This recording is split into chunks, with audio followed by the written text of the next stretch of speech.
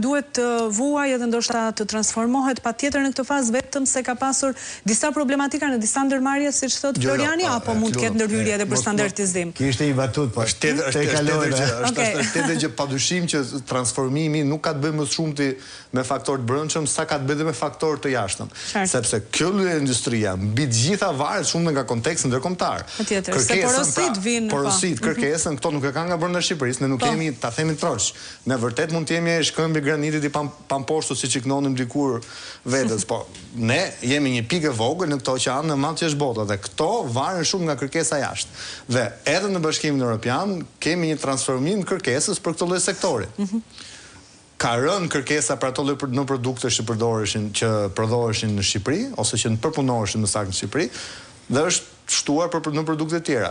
Kështu që këtu është ajo zotësia edhe këtij sektori, këtyre bizneseve që duhet i përshtaten kërkesës tre dhe tashmë kanë edhe një konkurrencë më të madhe dhe nga vende të tjera, të cilat ofrojnë krahapune pak më të lirë, po ne nuk duhet konkurrojmë me këtë. Ama nga ana tjetër, transformimi padyshim që duhet jetë sepse transformimi do i bëj mirë jo vetëm sektorit, po dhe impaktit që do ketë në social që do ketë. Shiko, për një biznes, sidomos për këtë sektor, nëse transformohet, nuk është problem më pas rritja pagave. Sepse një biznes, nëse ka kërkesë, nëse është fitimprurës, nuk e ka më problem të mbulojë pagat.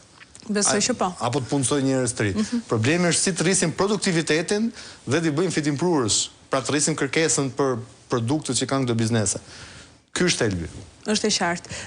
Me partnerët e huaj, edhe ata që bënin gjithmonë porosit, pra që kanë bashkëpunuar fasonët në Shqipëri. Çfarë ka ndodhur pas pandemisë? Si ka ndryshuar marrëdhënia? Ka problematika? A e kanë transformuar ata ndoshta mënyrën e të punuarit? Kjo është një treg i cili zhvendoset me lëviz shpejt. Lëviz shumë shpejt dhe ne po shohim edhe kohët e fundit një pjesë e kontratave tona po shkojnë, siç e morëm në Uzbekistan, po shkojnë në Egjipt, po shkojnë në Tunizi që janë vende me fuqi punëtore më të lirë se Shqipëria. Ajo çfarë ne shohim ne dhe ajo çfarë duhet bëjmë ne, është ajo çfarë tha dhe zotëria, që ne duhet të transformohemi, mos të limitohemi të ato gjërat e konsumit të thjesht, por duhet bëjmë gjëra më speciale dhe duhet jemi të varur, me fjalë klientat duhet jemi të varur nga ne. Dhe çfarë do thotë kjo? Do thotë që ti duhet bësh atë çfarë po bën ka bërë edhe Romania. Në Romani nuk ka më produkte të lira. Intimo prodhohet në vende të botës tretë. Ti duhet bësh produkte speciale që klientit të ketë varësi. Por duhet kemi edhe diçka parasysh, që edhe tregun e brendshëm ne nuk duhet ta nënvlerësojmë. Ne shohim që në tregun e veshjeve 70-80% e veshjeve vijnë nga jashtë. Dhe për më tepër vjen një cilësi jo e mirë, vjen me fjalë një ca çmime që nuk kanë lidhje me produktin, për më teper kemi edhe produkte fake. Dhe kjo ç'a bën? Kjo bën që në momentin që ti duhet të mbështesësh prodhuesin shqiptar, ato çfarë përmendin zotëria që janë shumë suksesshëm. Në vend që ne ti mbështesim të bëjmë një politika proteksioniste po dëshë, sepse ç'po bën Amerika, kur e bën Amerika, ka problem Amerika, pse të mos ta bëjmë edhe ne?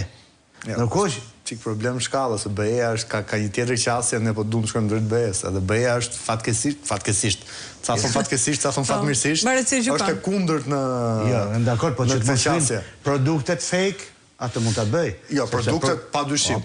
Produktet fake normalisht që i zënë vendin e prodhuesit shqiptar. Ju të keni parasysh që në Shqipëri prodhohen, po them, 24 milion palë mbathje dhe Shqipëria importon 20 milion. Eksakt. Të shtini, pse duhet këto, është një produkt banal, produkti më i thjesht, pse ne duhet bëjmë të shkëmbim, të eksportojmë dhe për Shqipërinë, për tregun tonë mos prodhojmë ne. A ka nevojë për një politikë të posaçme apo vetë sektori manufakturës mund të krijojë lidhjet vetë me tregun vendas? Unë thasha përpara, nuk mund ta bëj transformimin, nuk mund ta bëj asnjëherë biznesi vetëm se ka bën asnjë vend botës. Dhe e morë shembull Uzbekistani, ka politika të mirë menduara dhe favorizuese për ta zhvilluar këtë sektor. Dhe çka ka ndodhur? Ka ndodhur që në një panajër të shitjes makinave, Uzbekistani ishte me rritje 300%. Në Uzbekistan ishin shit makina qepse 300% krahasim me vitin e kaluar më shumë. Çfarë do thotë kjo?